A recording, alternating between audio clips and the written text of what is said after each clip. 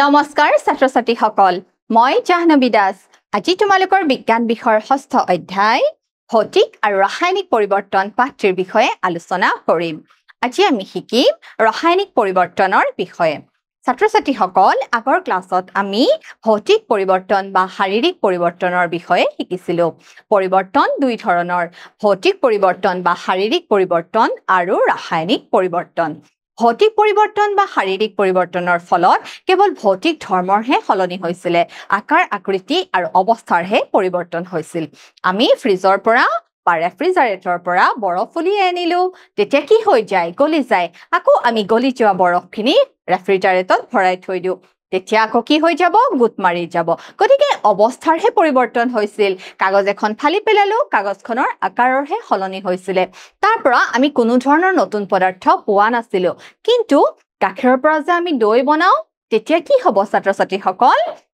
গাখীৰৰ পৰা যে আমি দৈ প্ৰস্তুত কৰো তেতিয়াতো আৰু আমি দৈৰ পৰা আৰু গাখীৰখিনি নাপাওঁ আৰু হয়নে নহয় ছাত্ৰ ছাত্ৰীসকল তোমালোকে পাৰিবা নেকি দৈৰ পৰা আকৌ আগৰ অৱস্থা গাখীৰলৈ ঘূৰাই নিব আমি আগৰ অৱস্থালৈ ঘূৰাই নিব নোৱাৰো গতিকে কিবা এটা মেজিক হৈ যায় যাৰ ফলত আমি নতুন পদাৰ্থ কি কৰো পাওঁ গতিকে এই যে আমি নতুন পদাৰ্থ পাওঁ সেইটোকে কি বুলি কোৱা হয় জানানে ৰাসায়নিক পৰিৱৰ্তন বুলি কোৱা হয় গতিকে মনত ৰাখিবা ছাত্ৰ ছাত্ৰীসকল ভৌতিক পৰিৱৰ্তনৰ ফলত আমি কোনো ধৰণৰ নতুন পদাৰ্থ নাপাওঁ কিন্তু ৰাসায়নিক পৰিৱৰ্তনৰ ফলত আমি সম্পূৰ্ণৰূপে নতুন ধৰ্ম বিশিষ্ট পদাৰ্থ লাভ কৰিবলৈ সক্ষম হওঁ চোৱা যি পৰিৱৰ্তনত এটা বা ততোধিক নতুন পদাৰ্থ লাভ কৰিব আমি পাওঁ দেখিছা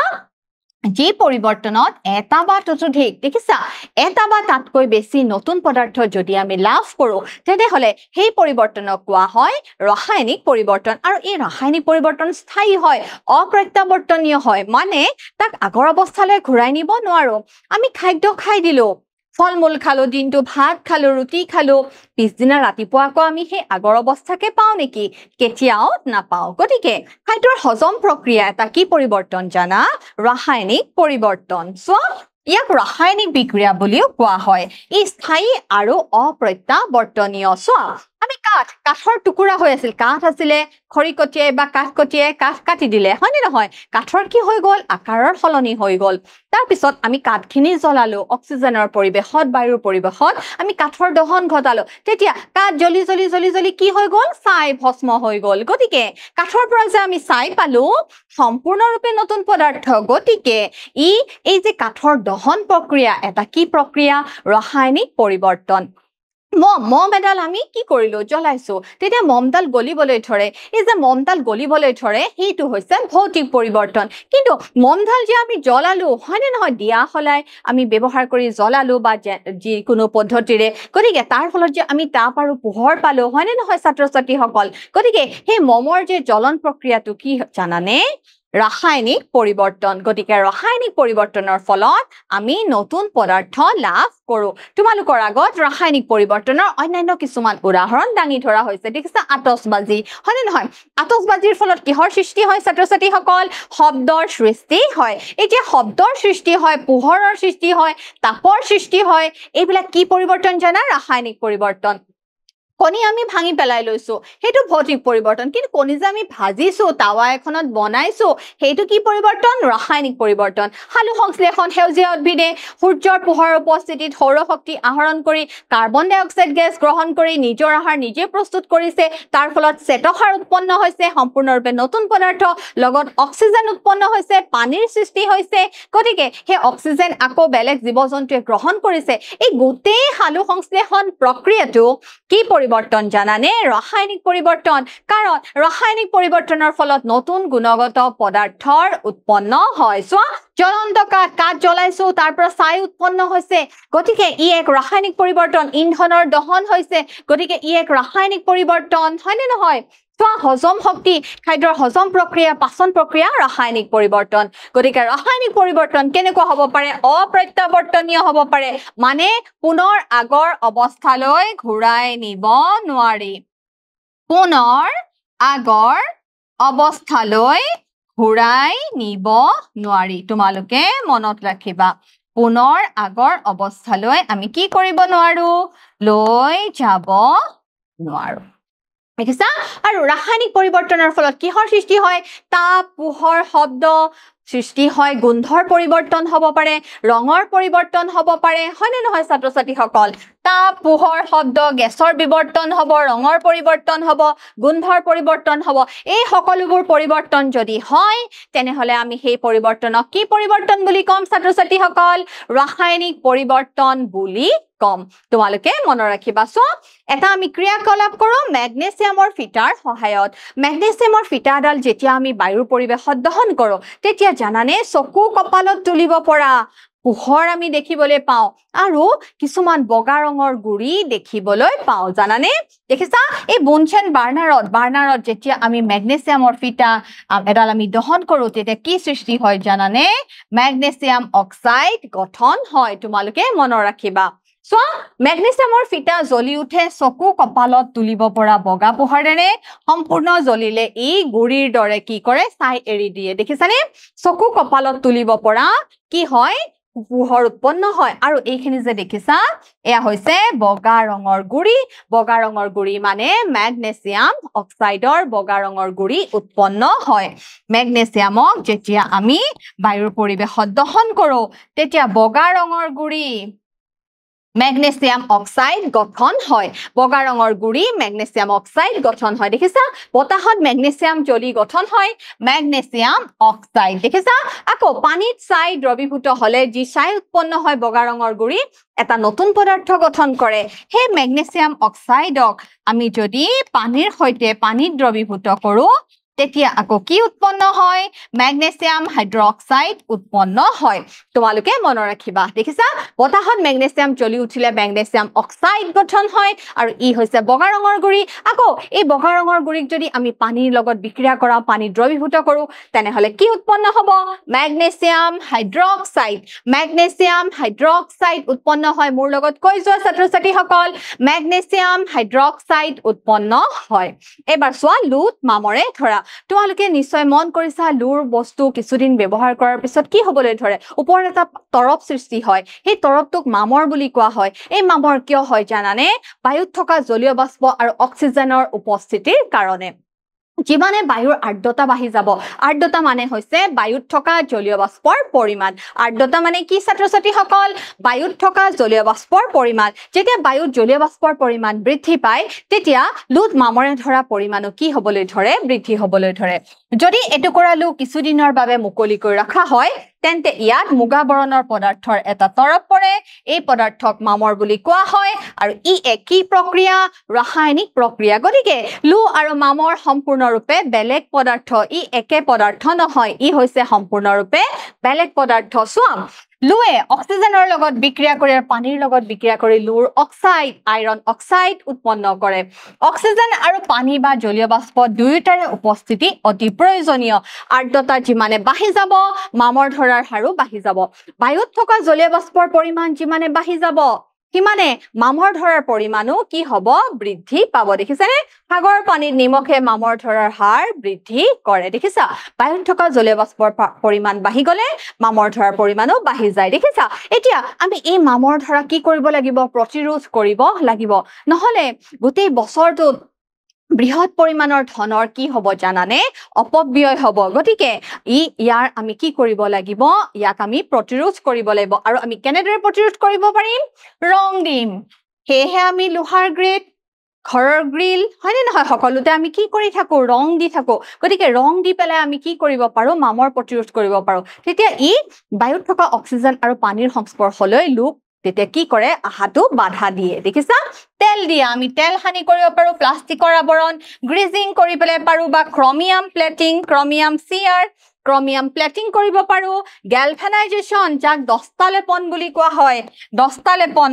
মানে হৈছে আমি জিংক ধাতুৰ এটা তৰপ দি মনত ৰাখিবা কেথোডিক সুৰক্ষা দেখিছা আৰু আমি মিশ্ৰণ কৰি পেলাও কি কৰিব পাৰো মামৰ ধৰা প্ৰতিৰোধ কৰিব পাৰো গতিকে তোমালোকে এই উপায়খিনি মনত ৰাখিব লাগিব এবাৰ চোৱা গ্যালভানাইজেশন মানে 10টা লেপন মানে কি তোমালোকে মনত ৰাখিবা গ্যালভানাইজেশনক অসমীয়াত কি বুলি কোৱা হয় 10টা লেপন বুলি কোৱা হয় আৰু 10টা লেপনৰ কাৰণে কি ধাতু ব্যৱহাৰ কৰা হয় ছাত্ৰ ছাত্ৰীসকল জিংক ধাতু ব্যৱহাৰ কৰা হয় দেখিছা জিংক ধাতু ব্যৱহাৰ কৰা হয় বা তোমালোকে এনেকেও লিখিব পাৰা জিংক ধাতু ব্যৱহাৰ কৰা হয় ই এনে এক পদ্ধতি য'ত অধিক বিক্ৰিয়াশীল ধাতু জিংকৰ আৱৰণ লোহাৰ ওপৰত দিয়া হয় দেখিছা লোহাৰ ওপৰত কিহৰ আৱৰণ দিয়া হৈছে ছাত্ৰ ছাত্ৰীসকল জিংকৰ আৱৰণ দিয়া হৈছে অক্সিজেন আৰু পানীয়ে আইৰণত উপনীত হ'ব নোৱাৰে গতিকে কোনো ধৰণৰ মামৰ সৃষ্টি নহয় দেখিছানে জিংকৰ লেপন দিয়াৰ লগে লগে অক্সিজেন আৰু পানীয়ে লোহাৰ সংস্পৰ্শলৈ কি কৰিব নোৱাৰে আহিব নোৱাৰে মিশ্ৰণ এই পদ্ধতিত অন্য ধাতুৰ লগত মিহলাই ধাতুৰ ধৰ্ম সলনি কৰা হয় আৰু তেতিয়া ইয়াত কি নহয় মামৰ নহয় দেখিছানে ক্ৰমিয়াম লু কাৰ্বন তাক স্টেইনলেস ষ্টীল মানে নিষ্কলংক তীখা দেখিছা নিষ্কলংক তীখা প্ৰস্তুত কৰা হয় এতিয়া তাত কি নধৰিব মামৰে নধৰিব এবাৰ চোৱা তামৰ সালফেট আৰু লোহাৰ মাজৰ বিক্ৰিয়া পৰ্যবেক্ষণ কৰিবলৈ দেখিছা এয়া হৈছে কপাৰ সালফেটৰ দ্ৰৱ আৰু কপাৰ সালফেটৰ স্ফটিক কপাৰ সালফেট সদায় কি বৰণৰ হয় ছাত্ৰ ছাত্ৰীসকল নীলা বৰণৰ হয় দেখিছা আইৰন সালফেটৰ দ্ৰৱ লোহাৰ ওপৰত জমা হোৱা তাম দেখিছানে তেতিয়া কপাৰ সালফেটৰ দ্ৰৱত আমি যদি কি কৰো এখন লোহাৰ ব্লেড আমি কি কৰি দিও ভৰাই দিও তেতিয়া কি হ'ব জানানে লোহাৰ ব্লেডখনৰ ৰঙৰ পৰিৱৰ্তন হ'বলৈ ধৰে সো কপাৰ সালফেট দ্ৰৱৰ নীলা ৰং কি হ'বলৈ ধৰে সেউজীয়ালৈ সলনি হয় আৰু নখ বা ব্লেড কি হয় জানানে মুগা বৰণৰ বাদামী ৰঙৰ হ'বলৈ ধৰে কিয়নো কপাৰ সালফেটক কি কৰে লোহাই কি কৰিব জানানে এই লোহাই কপাৰ সালফেটক কি কৰাই দিব আতৰাই দিব দেখিছানে আতৰাই পৰাই কি প্ৰস্তুত হ'ব আইৰন সালফেট প্ৰস্তুত হ'ব আৰু কপাৰ আতৰি যাব গতিকে এই কপাৰ সালফেট কি বৰণৰ আছিল নীলা বৰণৰ আছিল দেখিছানে নীলা বৰণৰ আছিল কিন্তু আইৰনে কি কৰিলে কাৰণ আইৰন কপাৰতকৈ অধিক সক্ৰিয় ৰাসায়নিকভাৱে অধিক সক্ৰিয় গতিকে আইৰনে কপাৰক আতৰাই দিলে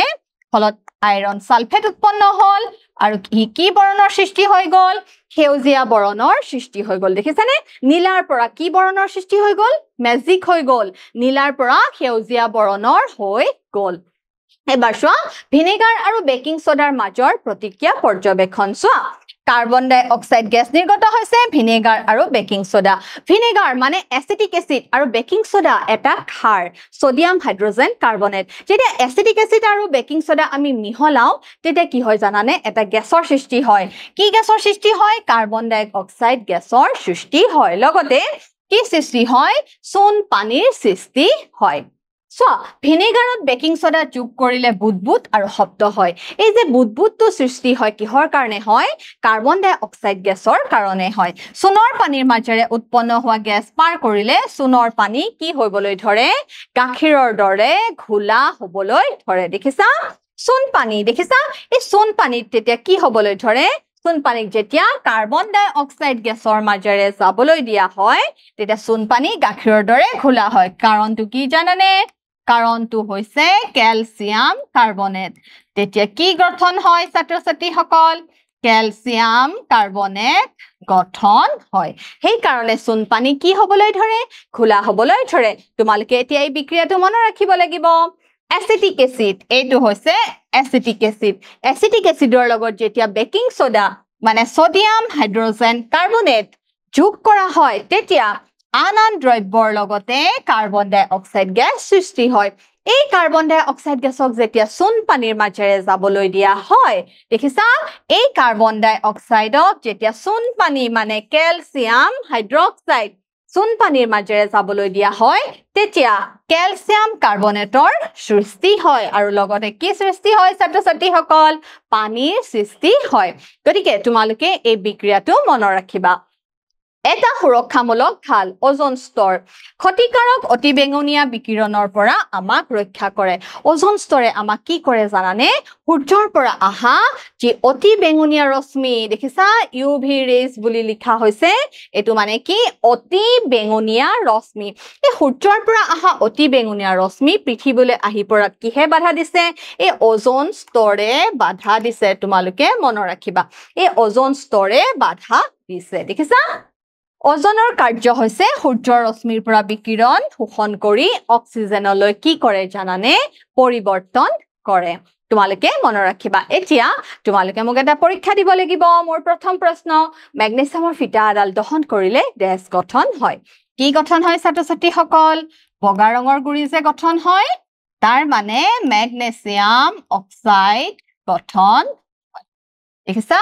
মেগনেছিয়ামৰ ফিটা আদাল দহন কৰিলে মেগনেছিয়াম অক্সাইড গঠন হয় মোৰ দ্বিতীয় প্ৰশ্ন লোহাৰ সংস্পৰ্শলৈ আহিলে মামৰ ধৰে কেৱল অক্সিজেন হে কেৱল পানী হে অক্সিজেন আৰু পানী দুয়োটা সূৰ্যৰ পোহৰ লোহা কিহৰ সংস্পৰ্শলৈ আহিলেনো মামৰ ধৰে অক্সিজেন আৰু পানী দুয়োটাৰ সংস্পৰ্শলৈ আহিলে মামৰ ধৰে যেতিয়া কাৰ্বন ডাই অক্সাইড চুনৰ পানীৰ মাজেৰে পাৰ হয় তেতিয়া গঠন হোৱা পদাৰ্থটো হ'ল calcium oxide calcium carbonate calcium hydroxide এইবোৰ কোনোটোৱে নহয় উত্তৰটো কি হ'ব ছাত্ৰ-ছাত্ৰীসকল ক্যালসিয়াম কাৰ্বনেট যেতিয়া ক্যালসিয়াম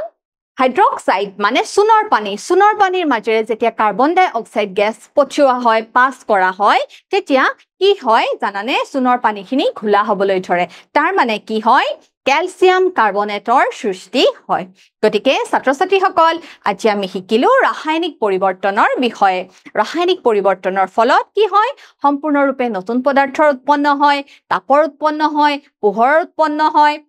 শব্দৰ উৎপন্ন হয় গোন্ধৰ পৰিৱৰ্তন হয় ৰঙৰ পৰিৱৰ্তন হয় হয়নে নহয় ছাত্ৰ-ছাত্ৰীসকল গতিকে